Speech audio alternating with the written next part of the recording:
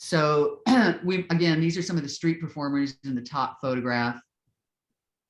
And us, I've got lots of photographs, but I decided not to bore you. But lots of photographs of us with marquees where our photos and our collateral. We had posters and photographs and handouts and table tents and all that good stuff. So we would always pose and point to like, this is us, we're in Europe, kind of thing. And we also had several vans. You can see the theater van that we took, the Commedia dell'Anten or something. I'm not sure. That was in Germany somewhere. And it's so neat that you got to do comedy internationally at that point. Yeah, and I actually hear about like Seth Meyers and the whole Boom Chicago, their group that had, I think, like a regular theater over there. And many, many years later, and I'm wondering, I think they were probably doing, well, I don't know if they were doing improv or sketch, but they talk about it just as fondly, and that they learned to love soccer. There was plenty of downtime, right? I mean, sometimes we would in Amsterdam, especially, we would gather in the lightest plane. There's just people everywhere, and there's lots of smoke shops, so you could sit and have a spliff at the Bulldog and wonder why you have to go back to the United States and be bohemian travelers or whatever.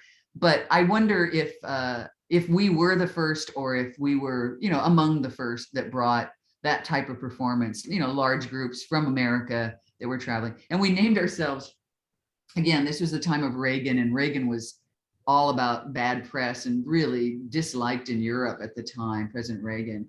And so we purposely called ourselves the Pros from Dover, pretending that we were British in a certain way, but also it's a line from Did Nash? Yes, MASH, exactly. Yeah. Like, tell them, get this, and tell them the Pros from Dover are here to do some cutting or whatever. So that was the idea. But really welcomed. We had in Germany, we had some language issues, but we ended up getting really good with our German for performing, asking for suggestions, and also really good physical work and a lot of miming and stuff.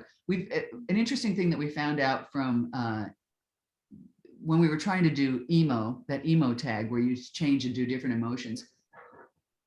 In Northern California, we had just the most difficult time trying to get suggestions from people about an emotion that you might feel. And finally, one of our hosts said, after so many people were taken in by Hitler, you remember him, people did not want to trust anybody with their feelings, because they had really opened themselves up to being taken advantage of and being, exterminated in some situations, right? So that's what it was like for pulling teeth with trying to get emotions, because to actually admit or say the emotion that you might have was to admit that was a frailty of yours, or that you were susceptible to falling, fear. You would never claim that you were fearful, or you would never even say love, because that can be misinterpreted or whatever. So I found that fascinating. That's the other really cool place that we did was when we went to Copenhagen, which again, you get to travel, right? And see all these places that, and at a perfect age. I think it was, fun. We were all, young and able to get around, and nobody had bad knees, and, and all that good stuff. And really enjoyed each other and the comedy that we were making. We played this annual Roskilde Festival, which is a huge rock festival that goes on for 3 days.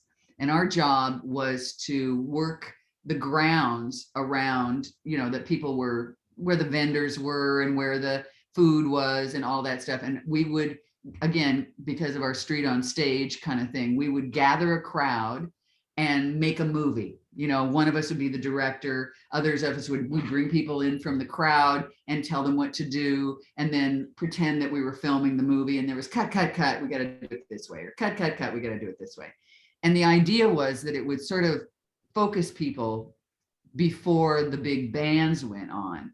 So we always say that, because the schedule was, really tight, not tight, but it was set up the way so that we would sort of, among other, there were many other performers as well that were doing this, but that we would open for the band that was about to play. And so we always say that we opened for Iggy Pop, which was one of the guys, Robert Cray. I mean, they had a really huge roster of people on 3 days. And it's kind of the time when the Danes, and I'm Danish, so I will vouch for this, where they just get as drunk as possible. The rest of the year, they're probably pretty well behaved, but this is their chance to just drink, drink, drink, drink, drink. And we also met some really fascinating other performers, some people that worked out of Barcelona, they had a huge structure set up that they then pumped in foam bubbles into, and then they would do acrobatics and jump around and be covered with suds and this whole thing. And we actually were put up in an abandoned school, outside of the fairgrounds, and we were with them, and couldn't speak the language, but Teresa could speak French and a little bit of Spanish, I think. And somebody in that group could speak Spanish or French. I'm not quite sure which it was. And so we actually were able to communicate several languages through to get where they were. And our big, coming together was understanding the theme song from Bonanza on the Ponderosa. And so all of a sudden we're dun dun dun dun dun dun dun dun, we all knew that for some reason. But that was quite magical. And there was actually a third tour that I didn't go on because I had stuff going on here that I couldn't get out of, and so that was that.